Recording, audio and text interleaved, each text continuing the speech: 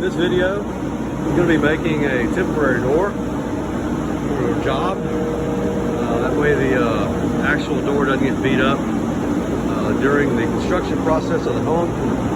It's just something to be functional, keep some of the honest people out. The thieves can break it down, but anyway, here we go. We're going to do this all in one setup here.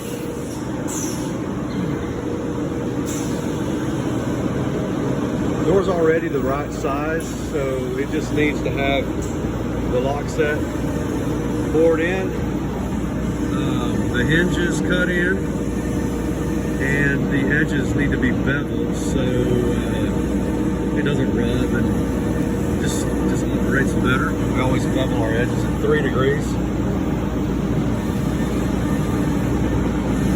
So we've got a straight cutter going through making a 2 1/8 door.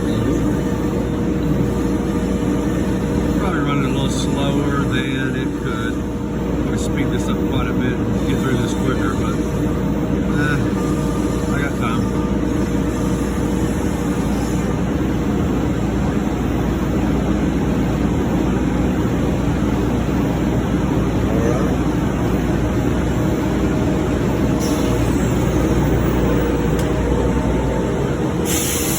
Now we're going to grab a horizontal boring head. It's called an aggregate. It basically transfers the spindle from being a vertical operation going into a horizontal operation, so we can work on the edges of the door. Without that, you can only kind of go top down. You can kind of see that in action here. Doing a 1-inch diameter hole.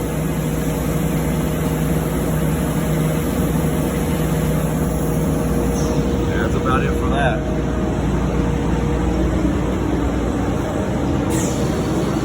Now we're going to grab another aggregate. This one is set at a 87-degree angle instead of 90, because remember we talked about the beveled edge. So the edges are 3 degrees, therefore the edge work we do on that edge needs to be done at 87 degrees, 3 degrees off of 90. So as it stands now, these edges are actually still 90 degrees. We will come back and bevel those in the next step. So we're cutting on a beveled plane, even though it's still at a 90-degree plane. That'll be reflected in the end. So over there are the hinges. We'll do 4 of those, an 8-foot door.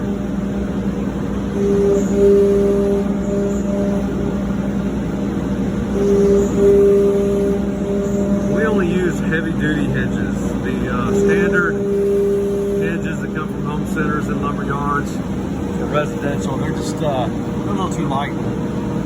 Our doors commonly weigh 3 times as much as the standard doors do, so we've always used heavy-duty hinges, even on cases where they don't need it. It's nice to have the extra just rigidity and service life, not having hinges bend and sag over time.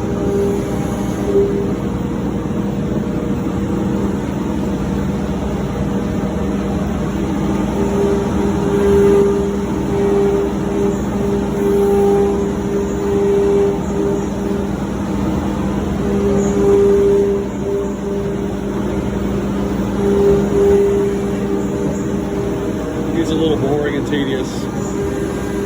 It's cool.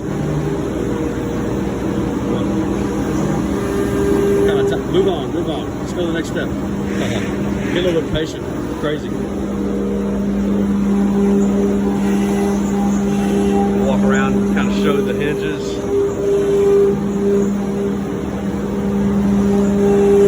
You can see there, it's been cut. It's kind of ragged, kind of ugly.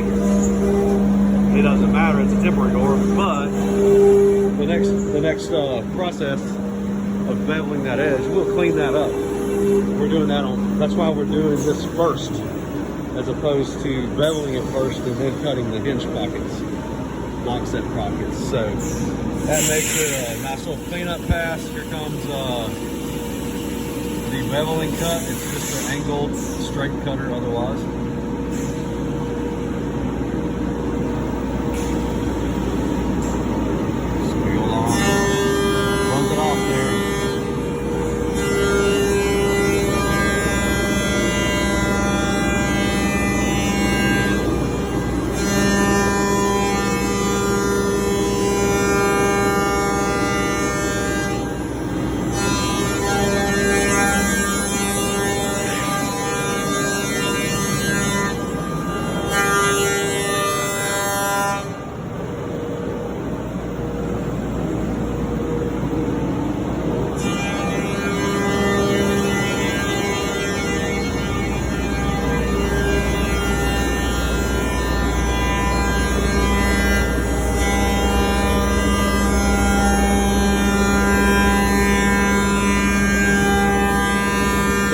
Hinges that still has no holes for the hinge screws. The last step will be to bring a drill in here and drill out the pilot holes for the hinge screws as well as the pilot holes here for that latch. Looks like the latch is first. We kind of have a drilling block that's also at 90 degrees to the surface of the machine.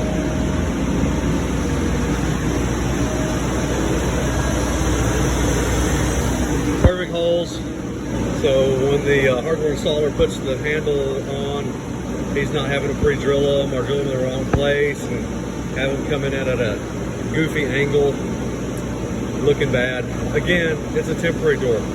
It's not that important here, but we might as well do it. We might as well do it perfectly.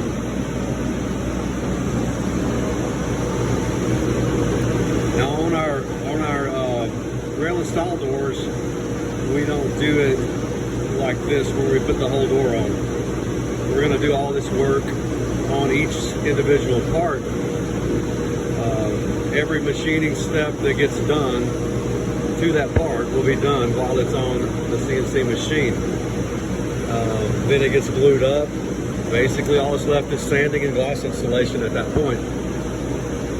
We could build the door a little oversized, then reintroduce it to the machine and cut the edges and the top and the bottom, do the edge work, hinges and floors and that kind of thing.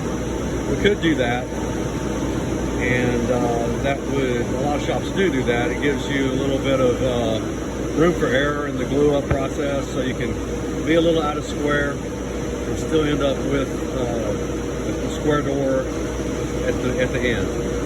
But we think, let's just do it now. Let's do it right, and let's be careful and glue up, make sure we're square, and then we don't have to touch it again. So this pretty much is going to end this process. So there we have it. New temporary door ready to go out. Started putting our logo on the temporary doors. Well, just now. This is basically the first one. Kind of class things up around here.